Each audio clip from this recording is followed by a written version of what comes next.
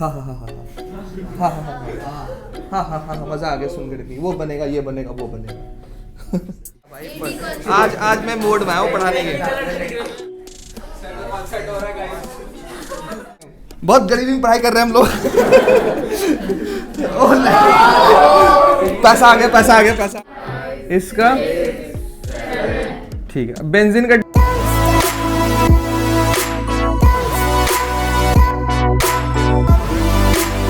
देखिए हम part 3 start करने जा रहे हैं। पार्ट 3 में हम आइसोमर्स पढ़ेंगे पूरा। पार्ट 1 में क्या पढ़ा था याद करें, आईयूपीएसी पढ़ा था। पार्ट 2 में क्या पढ़ा था हमने, क्या पढ़ा था, इफेक्ट्स पढ़े थे सारे सारे। और थर्ड हम जो पढ़ने जा रहे हैं वो है आइसोमेरिज्म। आइसोमेरिज्म की मैं बात करूं तो इसके अंदर यहाँ पे मॉलिक्यूलर फॉर्मूला और मॉलिक्यूलर मास या एम्पिरिकल फॉर्मूला या वेपर डेंसिटी, ये सब के सब सेम होते हैं। अब आता है मॉलिक्यूलर फॉर्मूला। जैसे मान लो एग्जांपल ले लेते हैं बेंजीन का। बेंजीन का मॉलिक्यूलर फॉर्मूला क्या होता है, C6H6। इसका एम्पिरिकल फॉर्मूला क्या होता है, 70 CH होता है। क्या होता है, CH। बात समझ में आएगी नहीं है। अब यहाँ पे देखिए वेपर डेंसिटी क्या होता है, ये थोड़ा सा जान लें। वेपर डेंसिटी क्या होता है, वेपर डेंसिटी का फॉर्मूला जो होता है, फॉर्मूला बता रहा, बाकी हम डिटेल में समझेंगे ही समझेंगे। वेपर डेंसिटी का फॉर्मूला जो होता है मॉलिक्यूलर मास अपॉन 2। तो ऑब्वियस सी बात है, जब मॉलिक्यूलर मास सेम है तो वेपर डेंसिटी भी सेम होगा। सोच के देखें ना।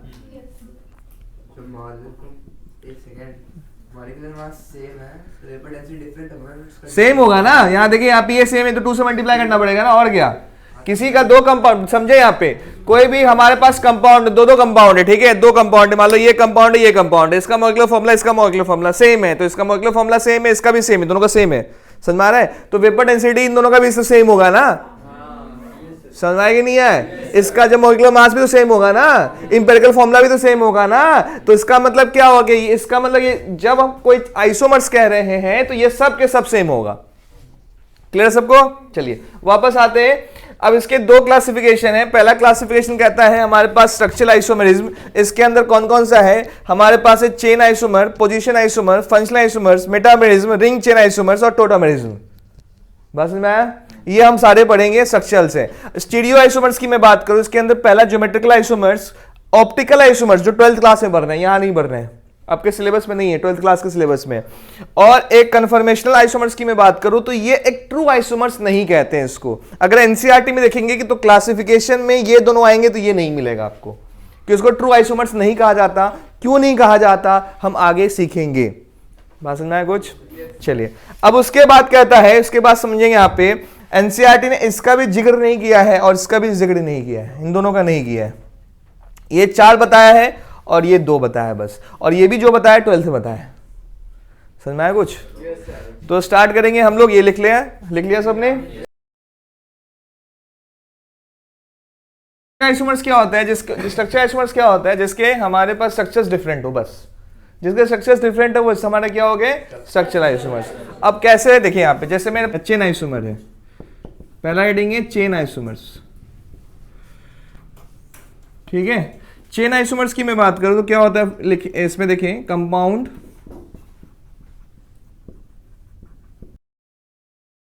देखिए क्या कहते हैं चेन आइसोमर्स क्या बोलता है, मॉलिक्यूलर फॉर्मूला सेम रहेगा। देखिए ध्यान रखें, एक बार रिपीट कर ले सब लोग कि क्या क्या सेम होता है। सेम मॉलिक्यूलर फॉर्मूला होता है, सेम एम्पिरिकल फॉर्मूला होता है, सेम मॉलिक्यूलर मास होता है और सेम वेपर डेंसिटी होता है। ये सब के सब सेम होते हैं, इस बात का ध्यान रखिएगा। अब वापस आते हैं, कहता है चेन आइसोमर्स में अगर मॉलिक्यूलर फॉर्मूला सेम है तो डिफरेंट क्या, number of C atoms in a carbon chain that is different word roots. Different word root, word root क्या होता है, सबको याद है? नहीं याद है तो कोई बात नहीं है, एक बार देख लें। इधर ध्यान दो, लिखो बाद में। देखिए चेन आइसोमर एग्जांपल ले लेते हैं। जैसे मेरे पास एग्जांपल है C4H10 ले लिया, ठीक है। देखिए C4H10 है, देखिए क्या ये C4H10 है कि नहीं है? मुझे बताओ ये क्या C4H10 है, 10 है, बताओ। C4H10 है? नहीं है, नो कैसे बोल रहे हैं यार, देखो ना यार, 4 कार्बन प्लस है ना। अब देखिए इसका कार्बन चेन देखते हैं। कार्बन चेन क्या है, ये वाला कार्बन चेन है, इसमें नंबर ऑफ सी एटम कितने हैं, 4 है सी। इसमें नंबर ऑफ सी एटम कितने हैं, 3 है। तो देखिए यहाँ पे कार्बन चेन के अंदर number of C atom different है। पहले चेक क्या करना है, मॉलिक्यूलर फॉर्मूला। पहले चेक क्या करना है, मॉलिक्यूलर फॉर्मूला। अगर यहाँ पे देखेंगे नंबर ऑफ सी, फिर उसके बाद देखेंगे कार्बन चेन, कार्बन चेन में number of C atom different है, तो इसका मतलब क्या हो गया, ये हमारा चेन आइसोमर्स हो गया। क्लियर बाई चीज? अरे समझ में आया कि नहीं आया?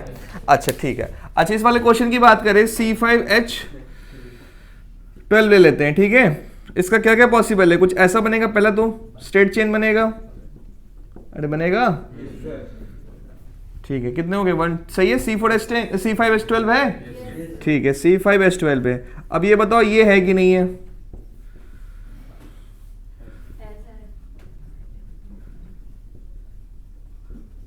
ठीक है, ये भी है, क्या ये है कि नहीं है,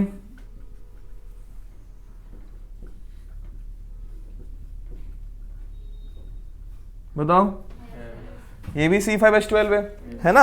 अब पूछेगा रिलेशन, पूछेगा ए और बी में रिलेशन क्या है, ए और सी में रिलेशन क्या है, और बी और सी में रिलेशन क्या है। अब यहाँ पे देखें, अगर रिलेशन की मैं बात करूं तो नंबर ऑफ सी एटम देखें, यहाँ पे नंबर ऑफ सी एटम कितने हैं, 5 है, 5C। इस कार्बन चेन के अंदर नंबर ऑफ सी एटम 4, इस कार्बन एटम के number of C atom 3C है। दिख रहा है सबको, दिख रहा है सब। अब यहाँ पे चेक करें, अब रिलेशन चेक करते हैं, कुछ देखना ही नहीं है, मॉलिक्यूलर फॉर्मूला सेम है, number of C atom different है। ए और बी में रिलेशन क्या होगा, चेन आइसोमर, ठीक है। फिर ए और सी में रिलेशन क्या होगा, चेन आइसोमर, और बी और सी में रिलेशन क्या होगा, चेन आइसोमर। तो चेक कैसे किया, number of C atom different तो चेन आइसोमर। ध्यान रखिएगा मॉलिक्यूलर फॉर्मूला सेम होना चाहिए। बात समझ में आया कुछ? ठीक है, चलिए। शॉर्ट्स क्या भाई, आज मैं मूड में आया हूँ पढ़ाने के, बातें नहीं। चलिए यार, बस बस बस बस, ज्यादा लाइट नहीं।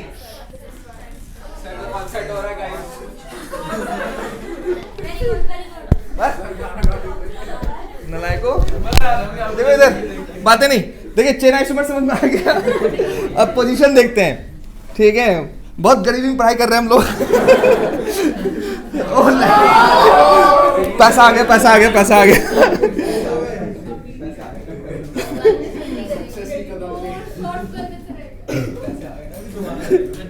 चलिए चलिए चलिए,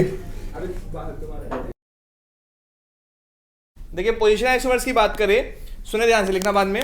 पोजीशन आइसोमर्स में क्या होता है कि number of C atom same होना चाहिए, इंपॉर्टेंट लाइन है। नंबर ऑफ सी एटम क्या होना चाहिए, same number of C atom in a carbon chain, ये सेम होना चाहिए। इस बात का ध्यान रखिए। ब्रांचेस का पोजीशन होगा डिफरेंट या साइड चेन का पोजीशन होगा डिफरेंट। मतलब क्या है, जैसे एग्जांपल देखें, जैसे मैंने एग्जांपल ले लिया यहाँ पे, जैसे मैंने एग्जांपल यहाँ पे ले लिया सी, यहाँ पे Br ले लिया और यहाँ पे Br ले लिया। अब कार्बन चेन क्या है, ये वाला कार्बन चेन है, यहाँ पे कार्बन चेन है। तो अब देखो ब्रोमीन का पोजीशन फर्स्ट पोजीशन पे और ब्रोमीन यहाँ पे सेकंड पोजीशन पे, तो ब्रांचेस का पोजीशन क्या हो गया, डिफरेंट हो गया। तो ये ए और बी में रिलेशन क्या होगा, ए और बी में पोजीशन आइसोमर पीआई, ठीक है। आगे समझ में, चलिए यहाँ तक लिख लें और क्वेश्चन सॉल्व करेंगे।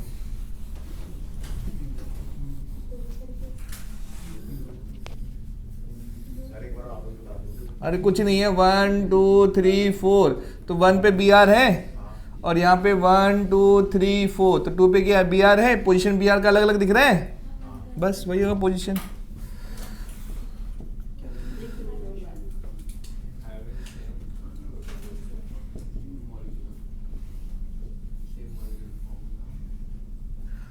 इसका बताइए मॉलिक्यूलर फॉर्मूला क्या होगा, बताओ।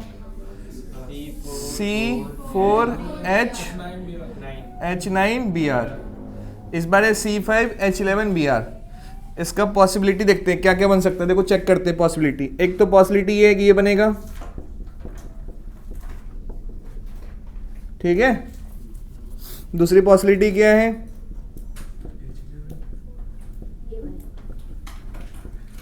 ये बन जाएगा। तीसरी पॉसिबिलिटी ये है,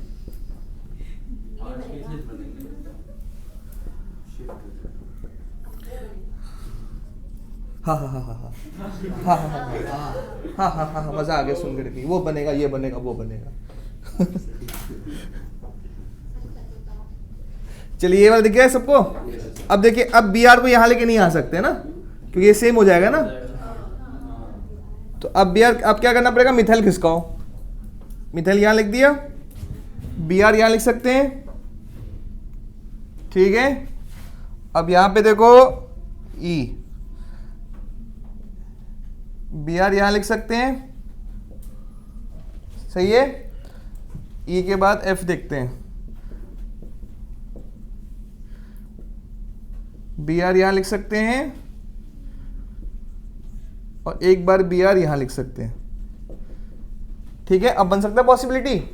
अब क्या करना पड़ेगा, एक और मिथाइल खिसकाओ।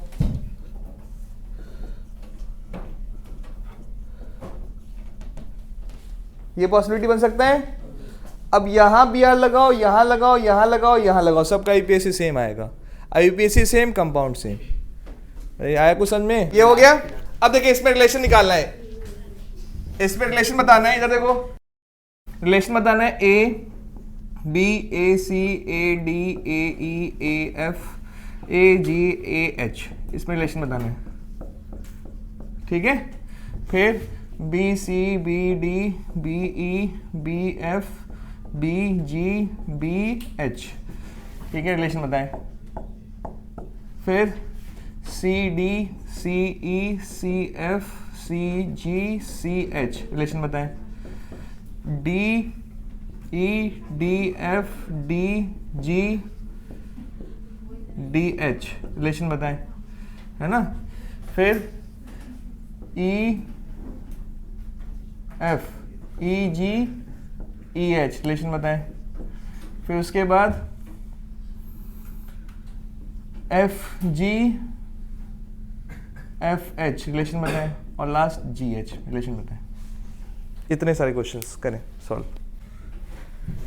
हाँ, कुछ मत करो, number of C atom check करो, ठीक है। इसके अंदर नंबर ऑफ सी एटम कितने, सबसे पहले ये काम करेंगे, कितने, 5C। इसके अंदर 5C, इसके अंदर 5C, इसके अंदर 4C। अरे ये समझ में आ रहा है? इधर शिवांश देख लो, इधर इसके अंदर 4C, इसके अंदर 4C, इसके अंदर 4C और इसके अंदर 3C। हो गया।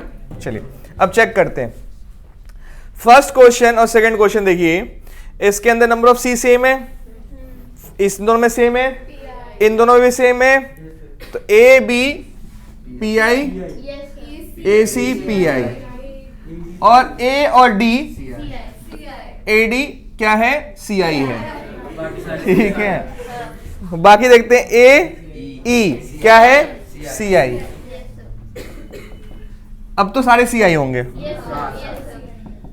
ए डी से स्टार्ट हो गया सी आई, ठीक है। अब देखिए यहाँ पे बी सी, बी सी देखते हैं, बी और सी पी आई और बाकी सारे सी आई की नंबर ऑफ सी एटम ही डिफरेंट है। B C B sorry B D B E B F B G B H सब के सब क्या number of C atom different आ रहा है, तो सब सी आई हो जाएंगे। क्या करना था, कुछ भी नहीं करना था। सी डी चेक करते, सी और डी, सी डी सी के जितने भी है ना सब सी आई होंगे,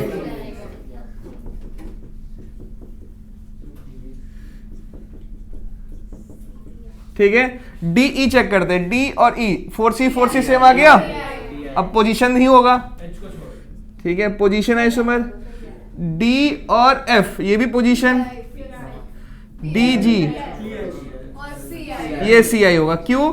क्योंकि यहाँ पे डी और एच देखिए number of C atom different है ना। चलिए वापस आते हैं, चलिए यहाँ देखें ई एफ पी आई दिख रहा है, ई जी भी क्या है, पी आई, और ई एच सी आई है। F G P I,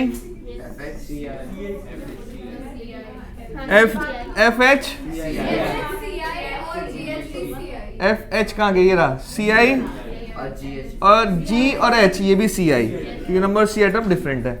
number of C atom क्या है? डिफरेंट है, बस सिंपल सी बात है ना। समझ में आया? ये आपका NCERT का क्वेश्चन था, NCERT chapter number 10 class 12 example था, एग्जाम्पल नंबर 10.1। वो तो आसान है, थोड़ा मैंने टफ कर दिया क्वेश्चन, है ना। बताइए ए और बी में पोजीशन ही चेंज हो रहा और कुछ तो हो नहीं रहा, सारे पोजीशन होंगे। और बी सी ये क्या हो गया? Position isomer. क्लियर सबको? C6H12 क्या क्या बन सकता है? एक तो ये बनेगा, जो देखो सब लोग पहले बोर्ड पे, ये बनेगा। बी देखते हैं, एक तो ये बनेगा सी,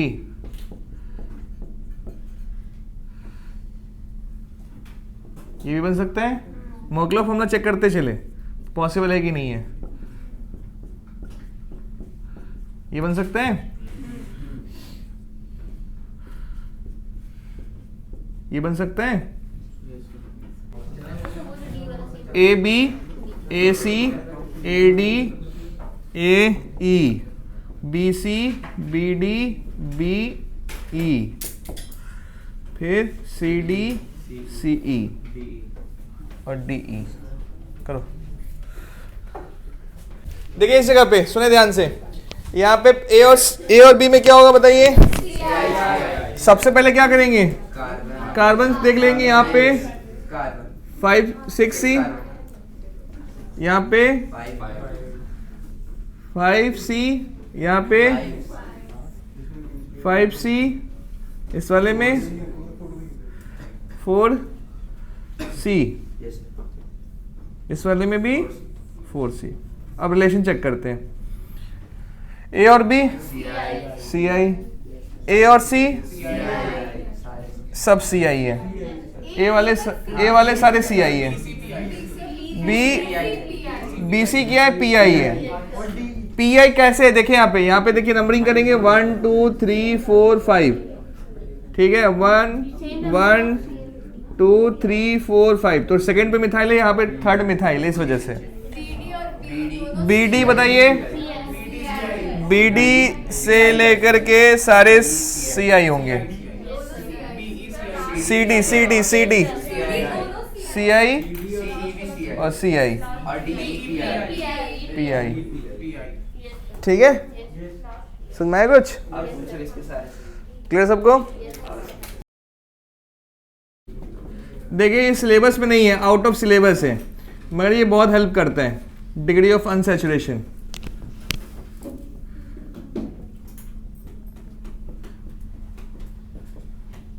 ये ऐसे पूछता नहीं है पेपर में, डिग्री ऑफ अनसैचुरेशन आता नहीं है पेपर में, बट इसका हेल्प बहुत है। ये बोर्ड में भी हम यूज कर सकते हैं, 12वीं के बोर्ड में।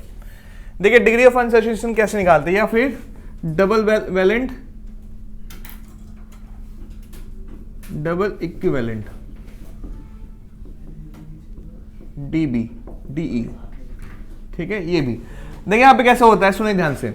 जैसे मैं बोलो यहाँ पे, अगर मैं बोलो यहाँ पे क्या बोल रहा, अगर मैं बोलो यहाँ पे, अगर मेरे पास साइकिल है, एक साइक्लिक कंपाउंड है, तो उसका DOU 1 होता है, एक साइकिल का DOU 1।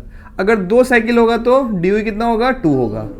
तो साइक्लिक को हम कंसिडर करते हैं 1, एक साइक्लिक इक्वल टू 1 DOU, ठीक है। एक पाई बॉन्ड में भी हम कंसिडर करते हैं 1 DOU, समझ में आया? तो इसका बताइए, इसका DOU कितना होना चाहिए?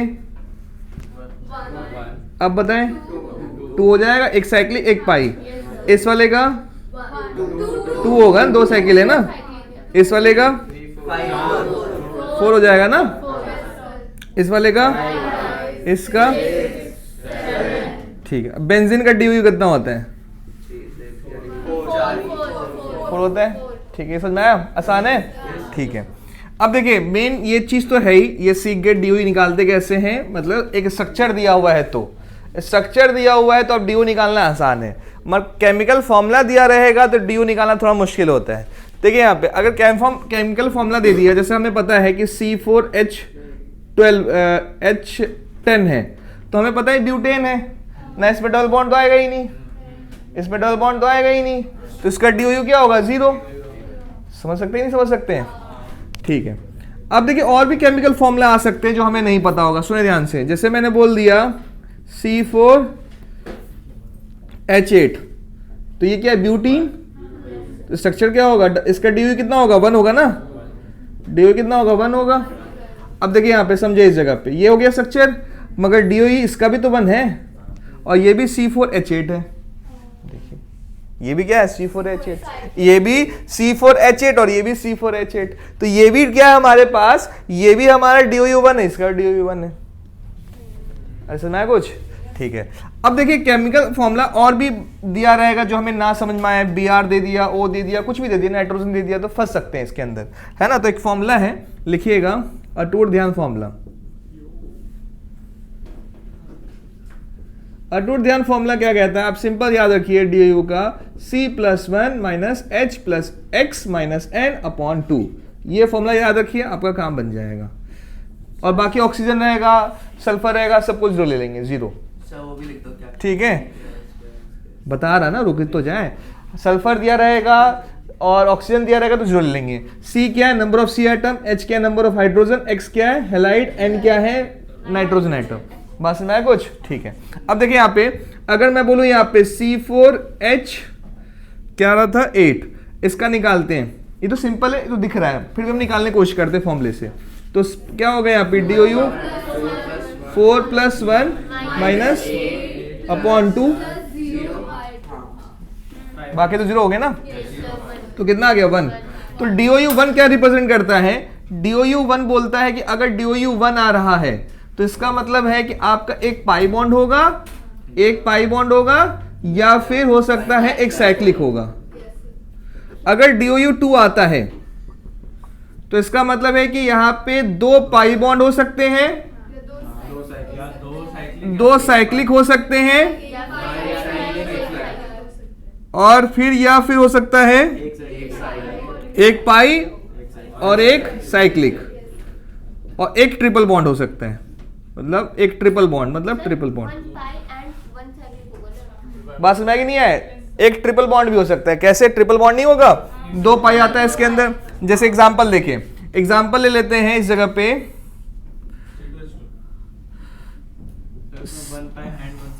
एक रुक जाओ, C5H ले लिया मैंने 8, ठीक है, पेंटाइन है, दिख रहा है पेंटाइन, देख रहा है। अब यहाँ पे क्या हो गया, ऐसा स्ट्रक्चर एक पॉसिबल है, सही है, 2 2 4 5, अब सही है। ये भी पॉसिबल है, नहीं पॉसिबल है, ये भी देखिए C5H8 है, क्या ये भी पॉसिबल नहीं है, होना क्या चाहिए, है कि नहीं है। अब मुझे बताइए क्या ये भी पॉसिबल, देखते हैं, चेक करते हैं, CH2 CH2 CH2 CH2, ये भी देखो स्पाइरो कंपाउंड आ गया, नहीं पॉसिबल है कि नहीं है। देखिए अरे 2 साइक्लिक आ गया, समझ में आया कि नहीं है। तो दिमाग लगाना पड़ेगा आपको, इन चीजों में दिमाग लगाना पड़ेगा, बस समझ में आया कि नहीं है। इसमें आपको क्या लगाना पड़ेगा, दिमाग।